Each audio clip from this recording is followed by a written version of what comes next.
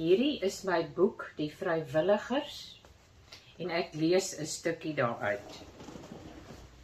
Sy gaan saam met Rory na die ambulans. 'n laaste man moet nog afgelaai word.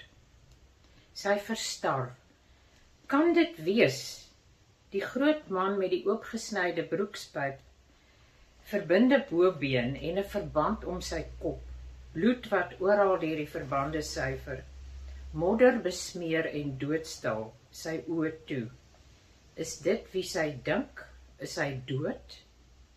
Herken jy hom, vra Rory. Dis Ivan Mikhailov. Die rus was toe by Elandslaagte en hy het seer gekry. Ja, ek herken hom. 'n lansier het hom in die bobeen gesteek, gelukkig nie deur die lyf nie, anders was hy dood. Hy het van sy perd afgeval en sy kop ook beseer. Hy het konkussie, maar darm nie skedelbreek nie. Hy moet net rustig gehou word. Sy kop gaan baie seer wees. Hulle het hom vir dood agtergelaat. Die klomp vrywilligers van oorsee het sleg deurgeloop. Verskeie is dood. Ek het nie sy Russiese kamerade gesien nie. Hulle is of dood of gevang of het gevlug.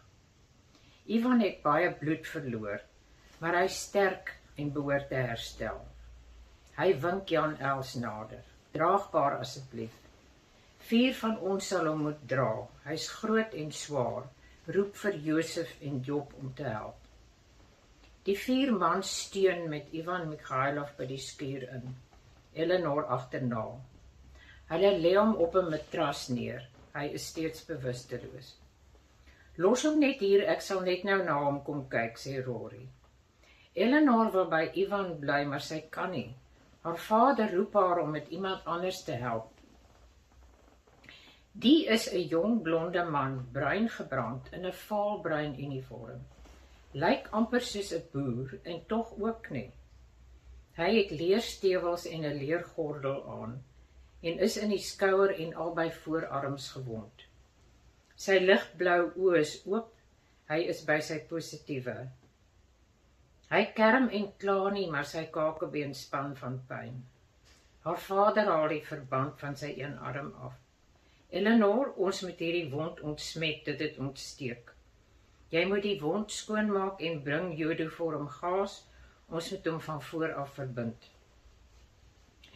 Daardie man is een van die vyand, sê Rory, toe sy verby hom loop. Maar volgens die Geneefse konvensie moet ons vriend en vyand behandel. Is dit hoe die vyand lyk? Aantreklik en nogal ordentlik, nie soos 'n monster nie. Die dag ontaard in 'n nagmerrie. Man se gekreun en uitroepe van pyn vul die skuur en tente. Dokters en verpleegsters werk om bloedvloei te keer, wonde skoon te maak en pynstillers soos morfine toe te dien. Daar is skaars tyd vir dink. Al die gewondes is bloedbevlek. Die aaklige soeterige reuk van bloed, vuil liggame en sweet, die skerp reuk van karbolsuur en jodium, dat Eleanor voel sy gaan stik, maar sy werk onverpoos voort, gehoorsaam bevele. Soms voel dit asof sy kan flou word wanneer sy die gruisame wonde sien. Toe sy gou buite gaan water drink, sien sy Mary langs die muur ontbraak. Is dit te erg vir jou, Mary? Dis aaklig, al die bloed en etter en, toe maar, ek sal nou weer reg wees. Eleanor drink vinnig water en gaan weer binne toe. Martha help haar vader met 'n ou man wat op sy maag op 'n matras lê met 'n lelike wond in sy rug. Om te dink so 'n bejaarde oom het ook gaan veg. Die kakies is nie ou mans en kinders nie, hulle is wat haar vader beroepssoldate noem. Daai donders het ons gesteek met spiese soos barbare, kerm die oom.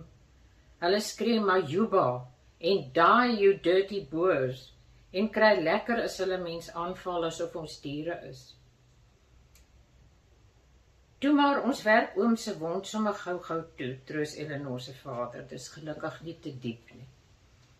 Die oom is egter op volle vaart met sy beskrywing. Ek is behoorlik gegaffel, dokter. Ons vlug en hulle volg ons met daai spiese En ek sien hoe steek een dwarsdeur kootswart langs my. Toe voel dit asof my rug aan die brand slaan, maar ek jaag dat die hel op my staan. Martha druk hom plat. Ontspan oom. Dokter gee nou morfien vir die pyn. Gelukkig het daai spies nie oom se rugstring afgesny nie, dan was daar pere. Martha probeer nog grappies maak, dink Eleanor, maar waar was die Here vandag? Die God van genade tot wie hulle altyd bid.